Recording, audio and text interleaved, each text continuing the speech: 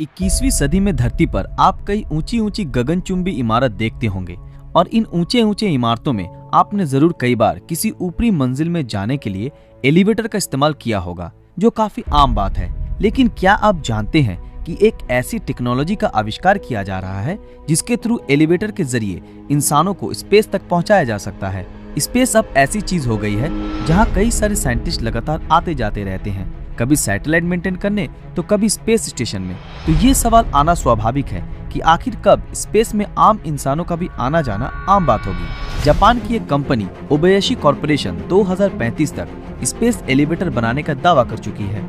लेकिन ये पॉसिबल कैसे होगा और इसकी जरूरत इतनी क्यों है, जानने के लिए वीडियो को अंत तक जरूर देखें। आज की टेक्नोलॉजी में हमें एक रॉकेट या सैटेलाइट को स्पेस में भेजने में अरबों रुपए खर्च हो जाते हैं। नासा की ऑफिशियल रिपोर्ट के मुताबिक 1 किलोग्राम वजन की कोई चीज को अंतरिक्ष में भेजने के लिए ऑन एवरेज 15 से 20 हजार डॉलर लगते हैं। तो अगर आपको एक स्पेसक्राफ्ट जैसे एटलस V541 जो नासा की नेक्स्ट मार्स मिशन के लिए तैयार हो रहा है उसे भेजना है, तो उसका वजन होगा 5,31,000 किलोग्राम, जो तुरंत करीब 8,000 मिलियन डॉलर का बिल फाड़ देगा।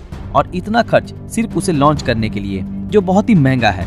बिल्कुल जैसे पहले नए नए कंप्यूटर्स निकले थे तो वो लाखों में मिलते थे। और इतना ही नहीं, बल्कि इसे स्पेस में जाने में भी काफी ज्यादा समय लगता है, क्योंकि रॉकेट लॉन्च होने के बाद कभी भी धरती से सीधा ऊपर जाकर अंतरिक्ष में नहीं जाता, बल्कि उसे धरती के चारों ओर घूमते हुए धरती की ग्रेविटी की मदद से अंतरिक्ष में जाना पड़ता है। जितना ईंधन पृथ्वी के ग्रेविटेशनल फील्ड से निकलने में लगता है, उतने में एक बार अंतरिक्ष में पहुंचने के बाद आराम से मंगल और उसके पार तक की यात्रा की जा सकती है, क्योंकि स्पेस में तो कोई भी फ्रिक्शनल फोर्स नहीं होता।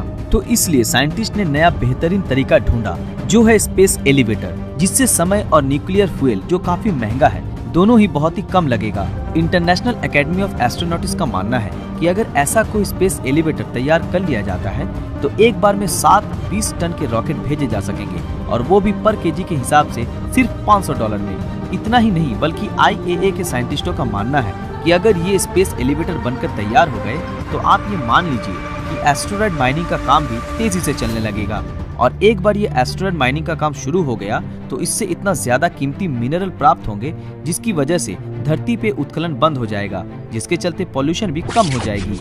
अब आपके मन में ये सवाल तो जरूर आएगा कि ये कैसे बन पाएगा।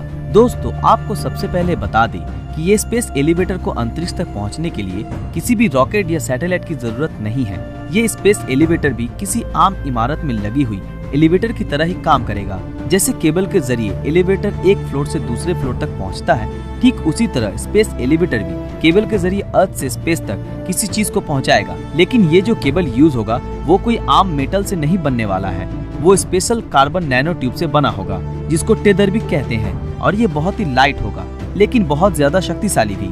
सिर्फ इसका एक धागा, जो आपके बाल से भी 1000 गुना पतला होगा, लेकिन इसके बावजूद भी ये स्टील से भी ज्यादा शक्तिशाली होगा। लेकिन अब सवाल ये आता है कि आखिर कैसे स्पेस एलिवेटर से जुड़ी हुई ये स्पेशल केबल वर्टिकल होकर खड़ी रहेगी। तो मैं आपको बता दूं कि एक तरफ पृथ्वी का ग्रेविटेशनल फोर्स केबल के निचले हिस्से को सीधा करके रखेगा, वहीं दूसरी तरफ सेंट्रीफ्यूगल फोर्स केबल के ऊपरी हिस्से को अंतरिक्ष में फिक्स्ड रखेगा।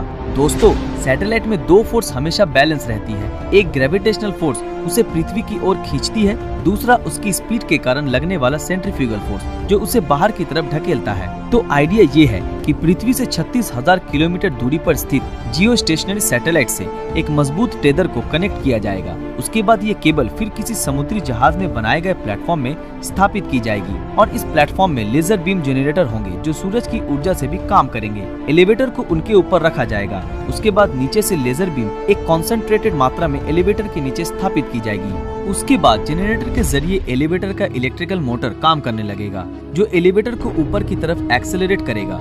ऐसे करके हम कम समय में और बहुत ही सस्ते में स्पेस एलिवेटर के थ्रू स्पेस में जा सकते हैं। दोस्तों, आज नासा के कई साइंटिस्ट स्पेस एलिवेटर बनाने के लिए तत्पर हैं, लेकिन सबसे पहले रशियन रॉकेट साइंटिस्ट कॉन्स्टेंटाइन सियोलकोवस्की ने इस आइडिया को दुनिया के सामने रखा था। उन्होंने आईफिल टावर से ही स्पेस एलिवेटर बनाने की प्रेरणा पाई थी। उनका मानना था कि अगर इंसान इतनी ऊंची ऊंची इमारत बना सकता है तो वो जरूर ऐसा मीडियम भी बना सकता है जिससे कि इंसान अंतरिक्ष में आसानी से जा सके। इंटरनेशनल एकेडमी ऑफ एस्ट्रोनॉटिक्स का कहना है कि पहले स्पेस एलिवेटर 621 माइल्स तक पेलोड डिलीवर कर पाएगी, और इस प्रोटोटाइप का निर्माण 2025 तक हो जाएगा। और अगर ये बन जाएगा तो हम इंसान वाकई में टेक्नोलॉजी के स्पीसीज और एक इंटरप्लैनेटरी सोसाइटी में बदल जाएंगे। और इसके लिए धरती के हर स्पेस ऑर्गेनाइजेशन को एक साथ आना पड़ेगा ताकि हम जल्दी से जल्दी ब्रह्मांड के रहस्यों से पर्दा उठा सके और स्पेस ट्रैवल को भी एक नई मात्रा दे सके। दोस्तों, आज के लिए बस इतना ही।